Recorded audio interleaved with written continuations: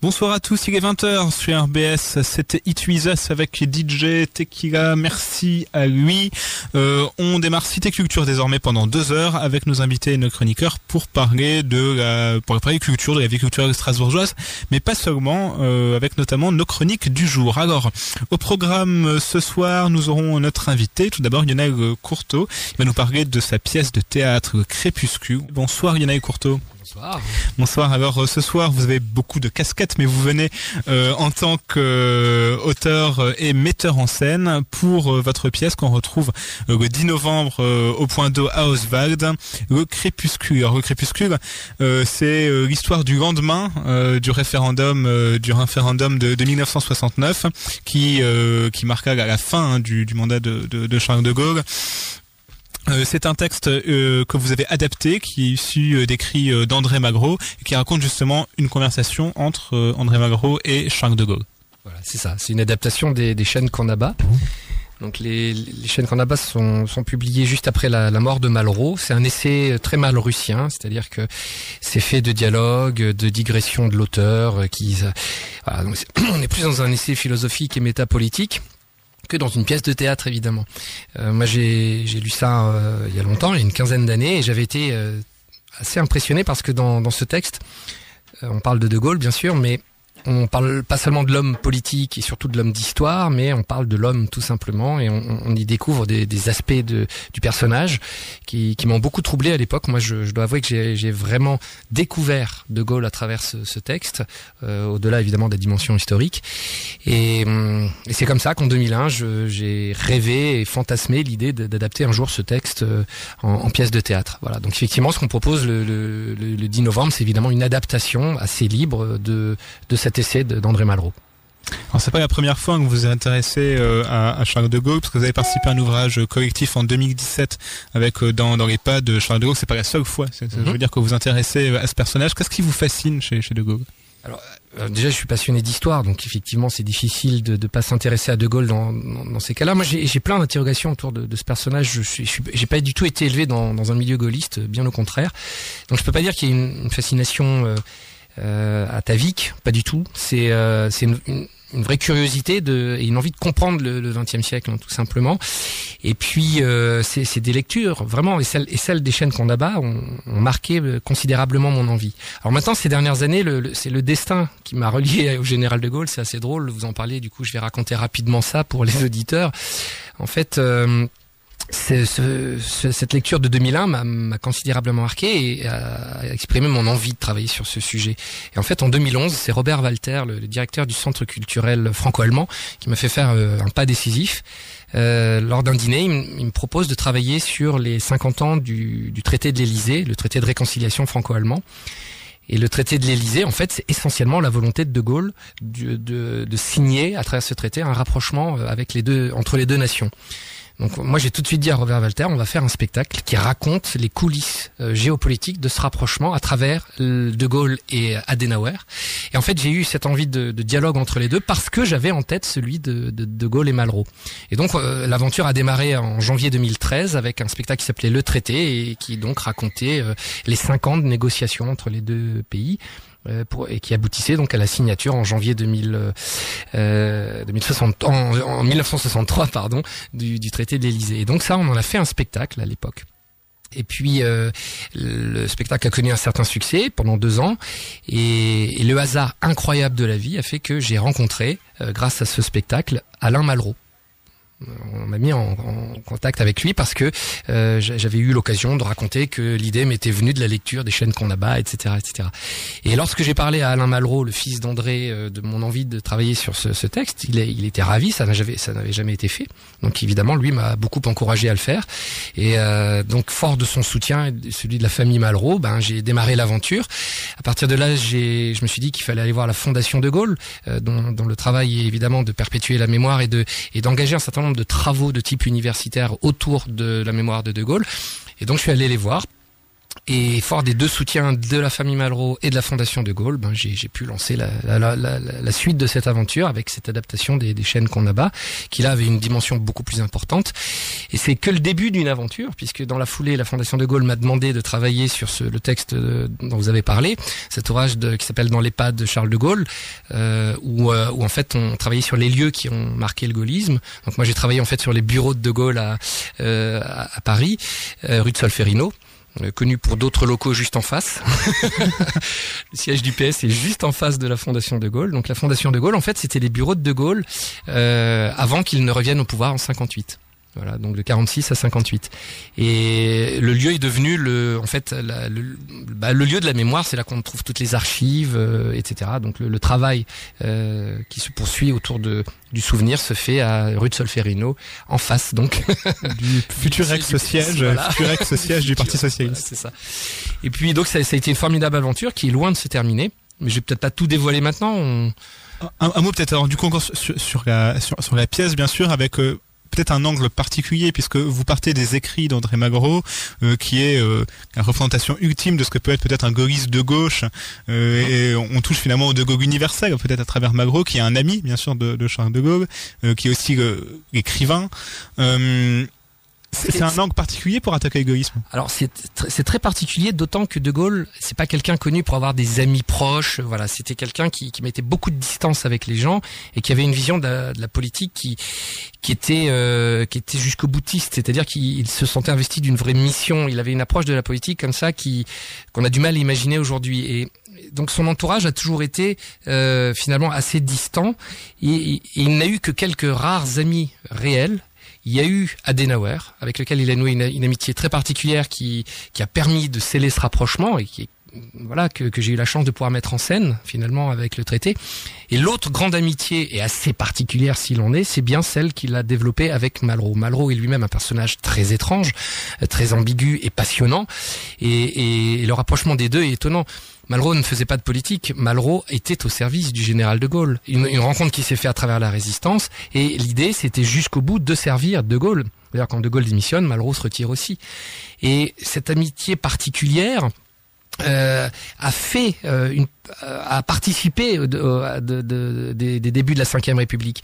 La création du ministère de la Culture est due à cette amitié, puisque De Gaulle a voulu faire un ministère sur mesure pour Malraux, et on lui a proposé évidemment les affaires culturelles. Et Malraux a mis les bases de ce qui est aujourd'hui ce ministère de la Culture.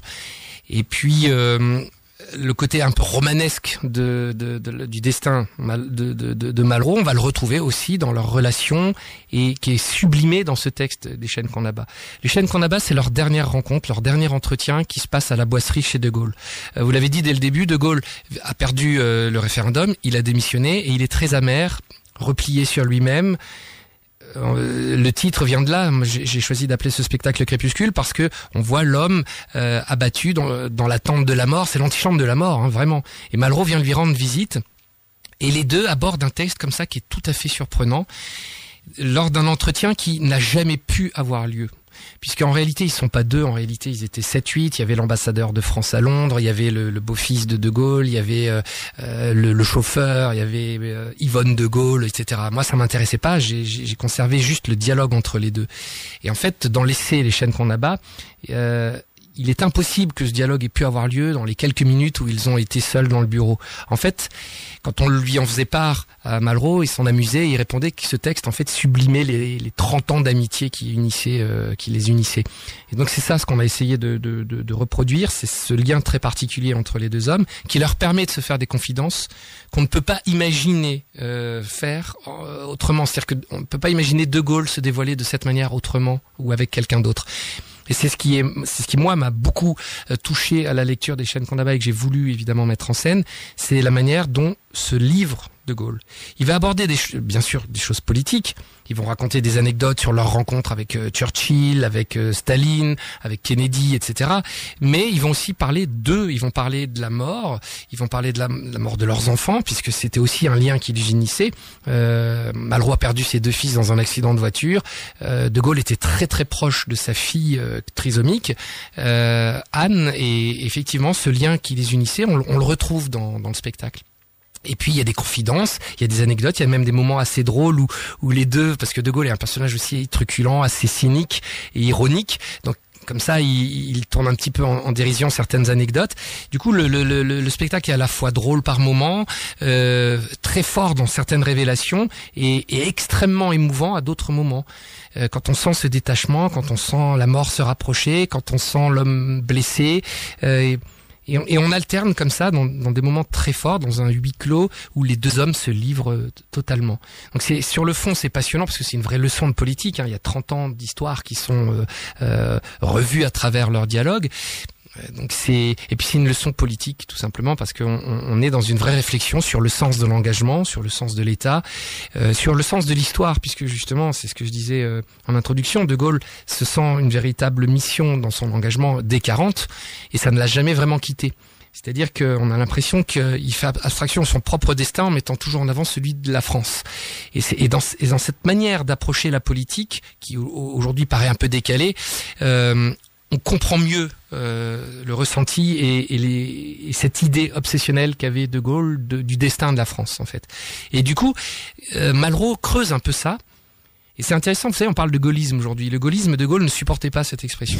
Donc le gaullisme, c'est Malraux qui a inventé cette expression. Donc parler de gaullisme, donc de philosophie politique à travers le personnage de Gaulle, c'est Malraux qui l'a inventé. Et dans le spectacle, on l'entend ça. Et De Gaulle qui lui dit, le gaullisme, c'est vous qui avez inventé ça. Qu'est-ce que vous sous-entendiez ? Et Malraux, du coup, lui répond, et c'est intéressant parce que De Gaulle n'a jamais voulu faire un parti politique, il détestait les partis politiques. Et d'ailleurs, il y a tout un passage comme ça. C'est la base de l'histoire de la haine des partis politiques. Il y a tout un passage du spectacle où il attaque les partis politiques, les politiciens, les notions de gauche et de droite. C'est pour ça qu'aujourd'hui, tout le monde se revendique de Gaulle, d'ailleurs. Mais dans le spectacle, ça, on le comprend beaucoup mieux. On comprend très bien pourquoi de l'extrême droite à l'extrême gauche de Mélenchon, on peut se revendiquer de Gaulle parce que il a une vision de la politique qui dépasse et qui transcende les engagements militants. Crépuscule, on comprend que c'est le crépuscule de l'homme finalement au bout de sa vie politique et quelque part au bout de sa vie aussi, mais pas le crépuscule du gaullisme, en tout cas de ce qu'on appelle le gaullisme, qui bien sûr est toujours. C'est la force des hommes politiques, c'est que finalement leur destin est gravé dans le temps et les dépasse le présent, parce que quand on parle de 68 aussi dans le spectacle. Alors je vous donne la confidence tout de suite que mon prochain spectacle c'est sur mai 68 et donc ça va être un spectacle où on va mettre en scène l'opposition à De Gaulle. Donc c'est intéressant pour moi de travailler sur cette perspective.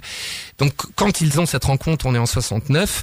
De Gaulle a donc dû démissionner et on sent aussi la rupture qu'il peut y avoir entre cette vision de la France un peu idéalisée, inscrite dans le temps, donc dans l'histoire, et puis la réalité tout simplement. C'est-à-dire que De Gaulle est convaincu lui d'être dans une mission quasiment esthète de la politique, mais face à lui il y a la société française qui a évolué.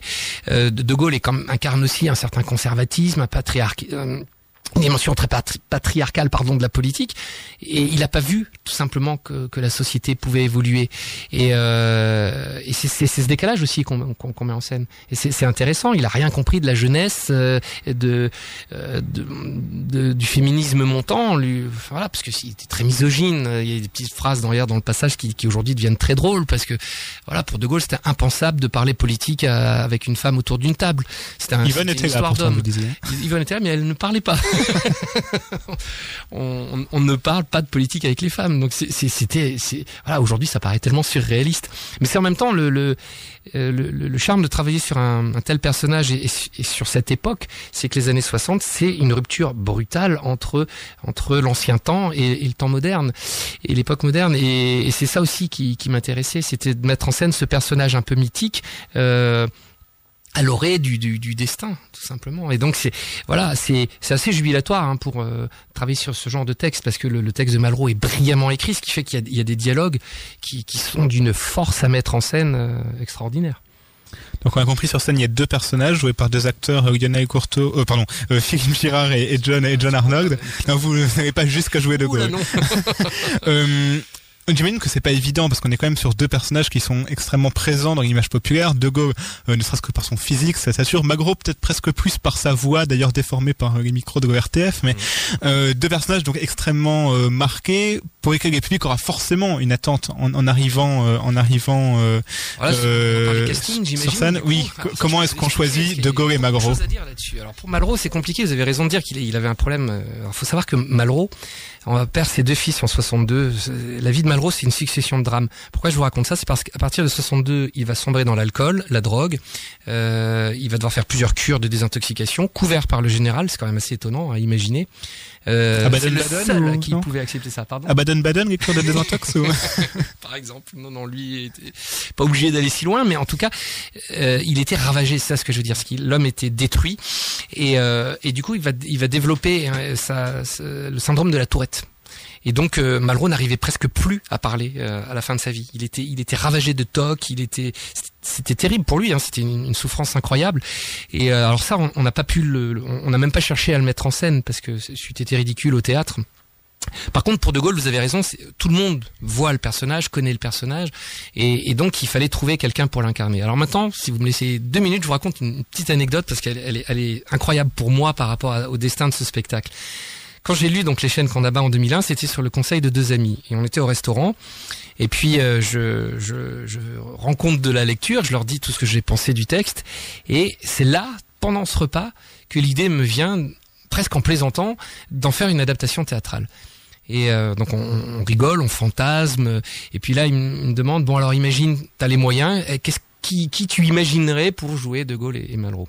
Et moi à l'époque, j'allais beaucoup au TNS, c'était l'époque où Braunschweig dirigeait le TNS, et dans la troupe, il y avait un comédien qui me fascinait. Et j'allais voir tous les spectacles de Braunschweig pour lui, je le trouvais incroyable, de charisme, avec un jeu comme ça un peu suranné, une manière de s'exprimer, comme on n'en voit plus beaucoup au théâtre aujourd'hui.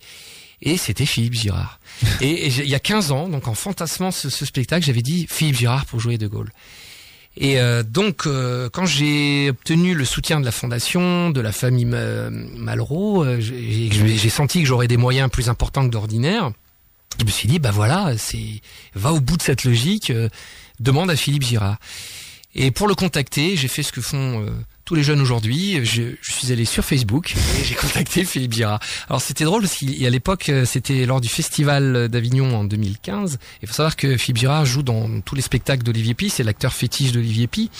Et cette année-là, donc le directeur du Festival d'Avignon. Et cette année-là, il créait le Roi Lear de Shakespeare dans la cour d'honneur des papes. Palais des Papes. Oui. Et il jouait donc le rôle titre du Roi Lear. C'était un petit peu l'acteur vedette du festival d'Avignon. On a beaucoup parlé en 2015, quoi. Donc je me suis dit, j'ose pas, voilà. Donc je le contacte via Facebook. 1 heure après, j'avais une réponse. Et il me dit, je joue à 21h. Je bois un petit verre place de l'Horloge à 19h. On se retrouve là.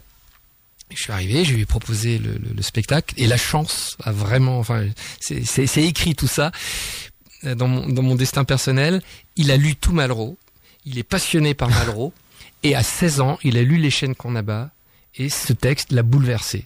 Et il a dit, c'est un des textes qui m'a le plus marqué.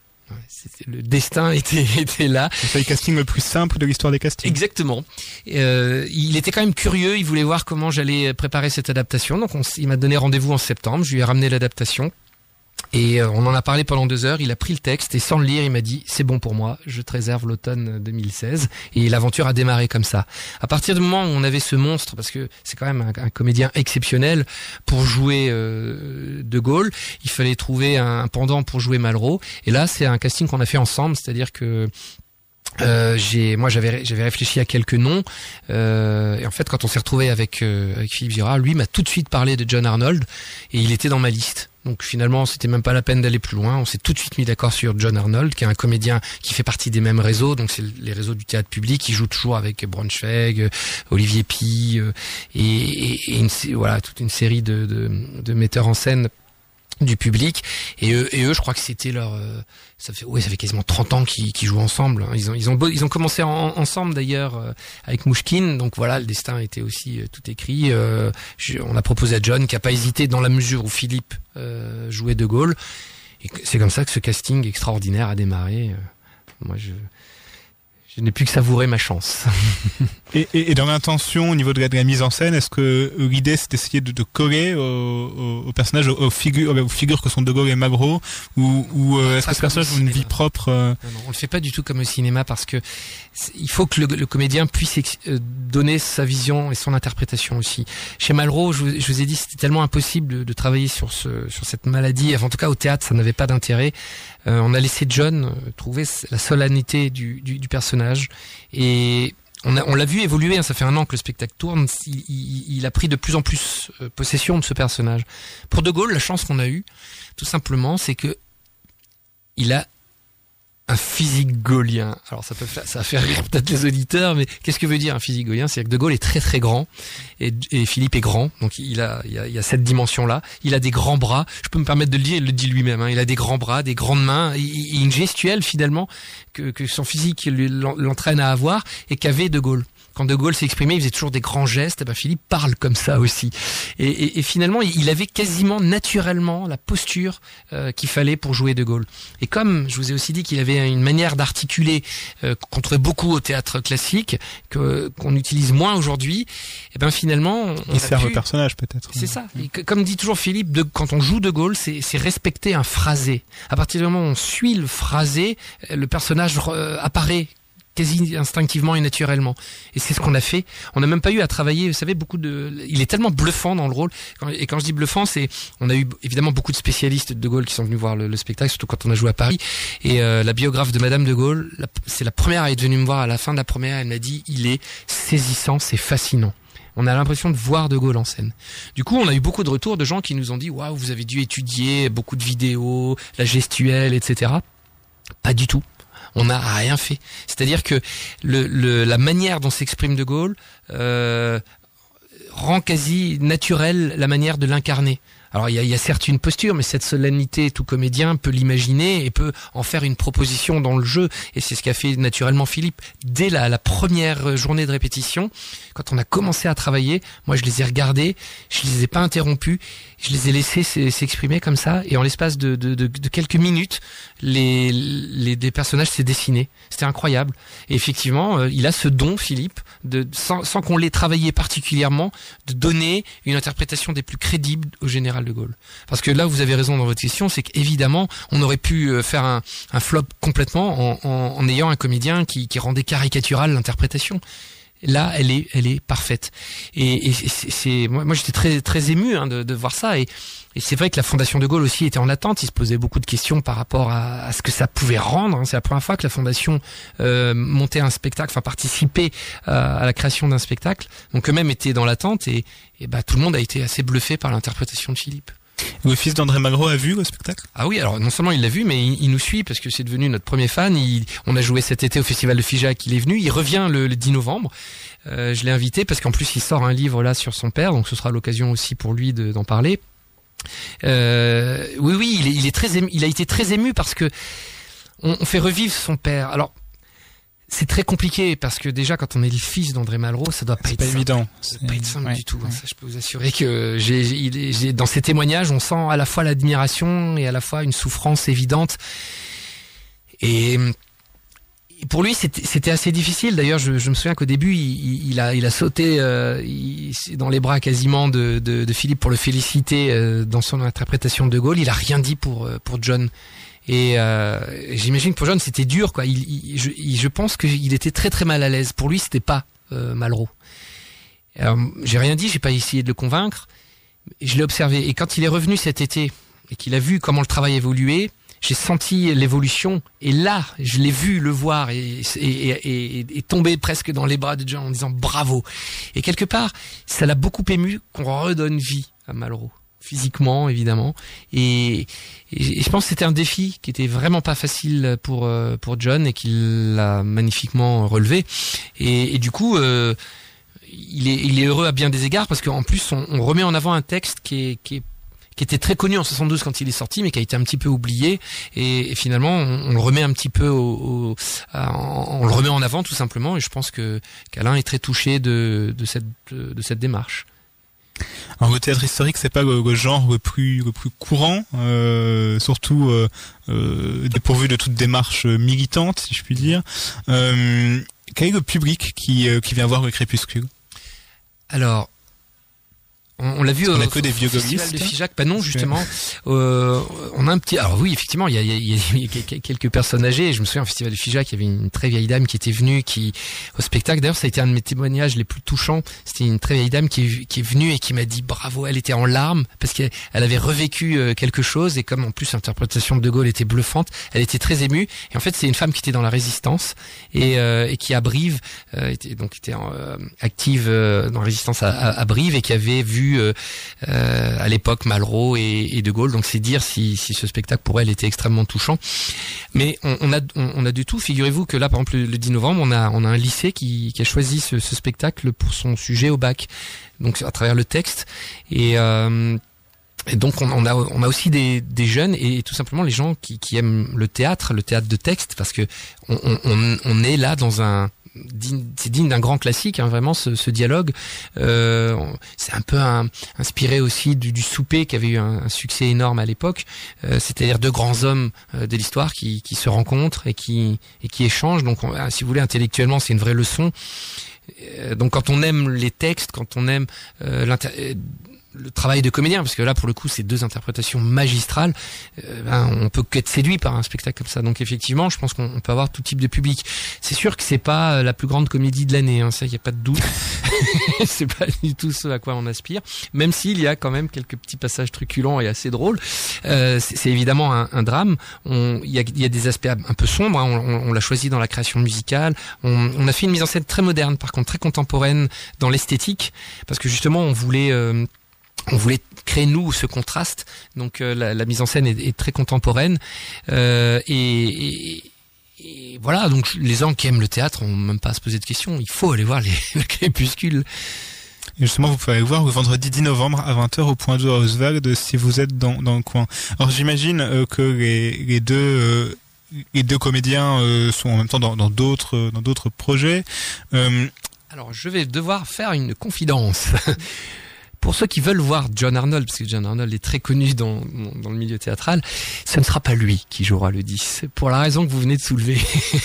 C'est-à-dire que le 10 novembre, on avait une belle opportunité de le jouer au Point d'eau. Et en fait, on joue deux fois. On joue le 9, mais le 9 c'est dans le cadre d'une soirée privée avec dans un travail sur le mécénat. Donc on avait l'opportunité de jouer ces deux dates. Ça pouvait pas se refuser. Et malheureusement, John, qui est très très pris, lui, comme Philippe d'ailleurs, était pas disponible puisqu'il est au Théâtre des Bouffes du Nord.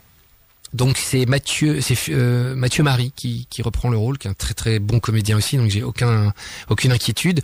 Mais pour nous, ça va juste nous obliger en fait à faire une recréation. Donc on va avoir un temps de répétition. Quand on change l'interprétation, ce sera forcément un autre résultat. Donc c'est à la fois excitant parce que ce sera une nouvelle proposition, puis à la fois un peu frustrant parce que John était vraiment très très bien. Mais voilà, ça donnera une deuxième approche.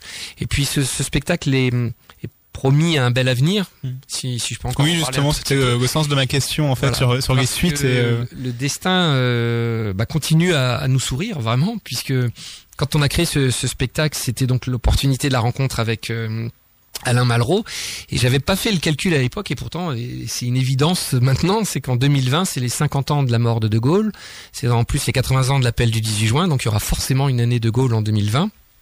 Et du coup, on va s'inscrire dans ces commémorations, inévitablement. Et donc, il y a l'opportunité de jouer à la fois au Festival Avignon, de jouer à Paris le plus longtemps possible, entre 19 et 20, peut-être même jusqu'en 21. Donc, ça nous laisse quelques années de diffusion. Et puis, si je peux aussi vous le dire, un petit scoop un petit peu en France. RBS. Tout ça va se clore en fait tout simplement par une adaptation en film. Donc en fait, je commence déjà à travailler maintenant sur le scénario. Donc le film doit sortir en fin 2020. Ce sera votre premier film ? Oui. Enfin, oui, une première fiction, je travaille sur un documentaire, mais c'est la première fois que je vais travailler sur une fiction. Parce que c'est l'avantage des chaînes qu'on abat, c'est qu'il y a une dimension fictionnelle. Et ce sera la première fois que De Gaulle sera mis en scène dans une fiction. Parce que De Gaulle est toujours mis en scène à travers des films de reconstitution historique. Là, il y aura une dimension un peu fictionnelle, et c'est un peu la chance qu'on a, c'est qu'on a un petit peu de liberté, et on va essayer d'imaginer ce qu'était le personnage quelques temps avant sa mort. Téléfilm, cinéma, vous savez déjà? Alors ça, c'est les producteurs. Là, j'avoue que tout est tout en discussion, en négociation. Là, ça m'échappe un peu parce que c'est des budgets qui sont beaucoup plus importants qu'au théâtre. Et les enjeux sont très différents entre un téléfilm et un film et une sortie cinéma. Le problème des sorties cinéma aujourd'hui, c'est que les films restent très peu de temps à l'affiche, donc c'est difficile. Et si on veut faire un vrai événement, le format téléfilm peut être très intéressant. Donc voilà, ça c'est les producteurs qui...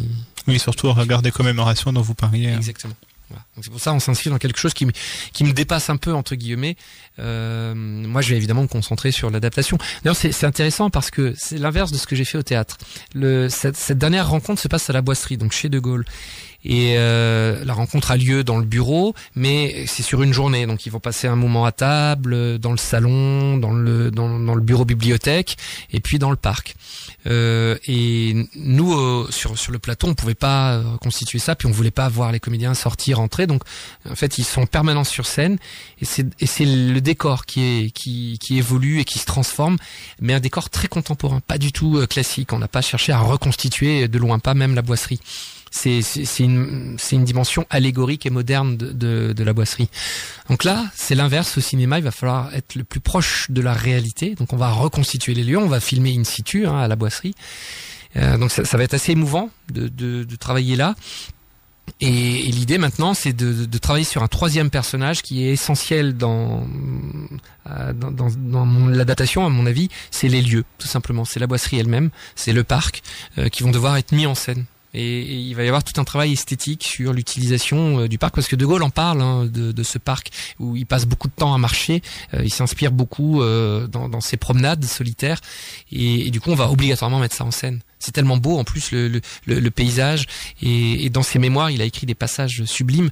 D'ailleurs, il y a le dernier passage des mémoires de guerre de Gaulle, on l'utilise dans le spectacle parce que c'est une adaptation, j'ai bien dit, des chaînes qu'on abat, donc on a rajouté des choses. Toute l'introduction du spectacle, c'est un contexte qu'on a créé, donc c'est un montage que j'ai fait pour que le public comprenne dans quel état d'esprit poser la situation. Voilà, c'est ça. Et du coup, à la fin du spectacle, c'est pareil. Après le départ de Malraux, on termine dans un monologue magnifique adapté des mémoires de guerre de Gaulle. C'est une tirade comme ça superbe de Gaulle qui parle de la terre, qui parle de vieille terre, vieille France, vieil homme. Enfin, c'est d'une beauté, et c'est étonnant au théâtre. C'est la première fois comme ça qu'on le rend, et voilà, j'avoue que Philippe, ça se prête à la scène. C'est bluffant. Alors, rendez-vous au Point d'eau Oswald. Il reste encore des places le vendredi 10 novembre à 20h? Oui, je pense. Oui, c'est une très grande salle. Il y a 600 places au Point d'eau. Belle salle d'ailleurs. Oui, elle a 2 ans. C'est une salle incroyable. C'est intéressant pour nous aussi de jouer dans une grande salle comme ça, parce que généralement on joue dans des salles de 300, 400 places. Donc 600, c'est intéressant.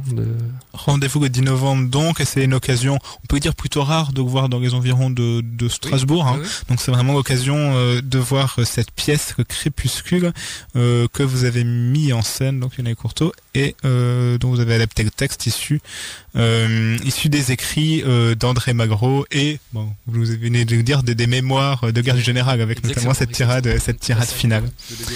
Merci beaucoup Yannick d'avoir été avec nous. Merci. Voilà, donc on rappelle qu'on vous retrouve également sur Judaïka. Ah bah oui. On va le rappeler.